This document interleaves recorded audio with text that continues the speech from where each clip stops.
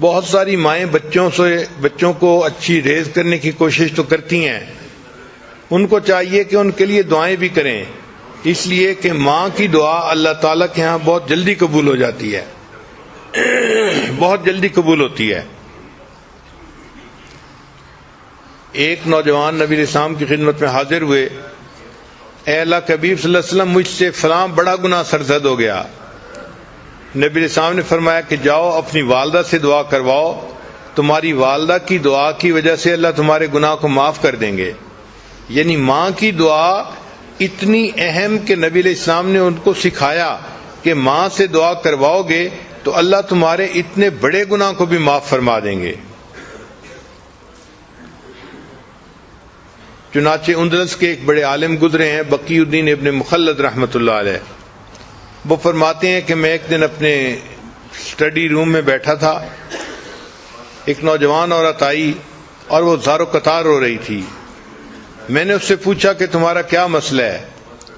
اس نے کہا کہ میرا بیٹا جو ہے جوان العمر تھا اور اس کو دشمن پکڑ کے لے گئے ہیں، اور اب وہ کہتے ہیں کہ اس کو اگر چھڑوانا ہے تو اتنے پیسے دو۔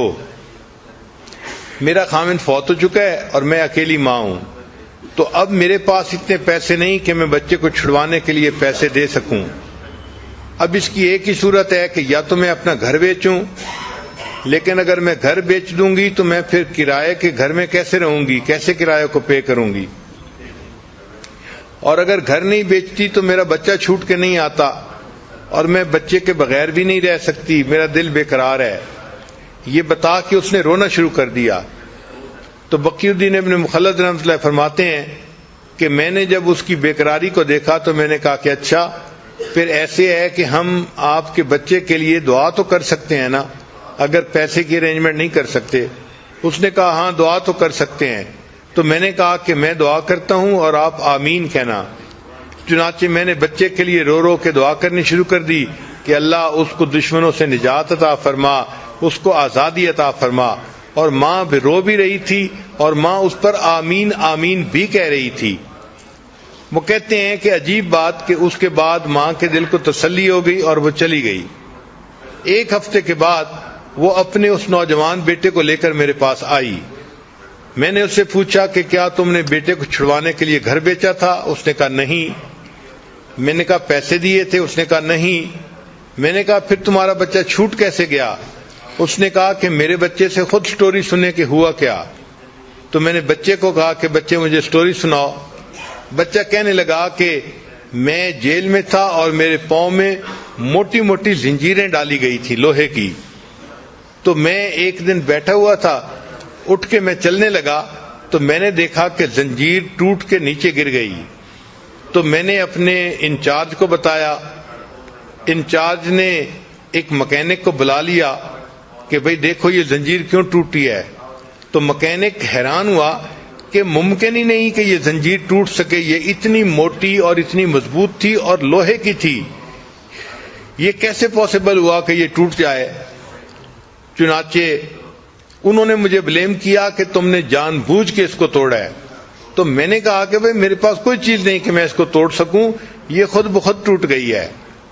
خیر اس زنجیر کو انہوں نے ریپیئر کروا دیا اور اس کا جو ٹوٹا ہوا پرزا تھا اس کی جگہ انہوں نے نیا پرزا اس میں ڈال دیا۔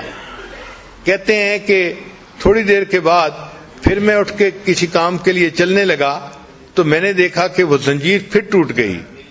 پھر میں نے اپنے جو ہے وہ سپروائزر کو بتایا تو سپروائزر نے پھر مکینک کے آفیسر کو کہا کہ آخر یہ زنجیر بار بار کیوں ٹوٹ رہی ہے۔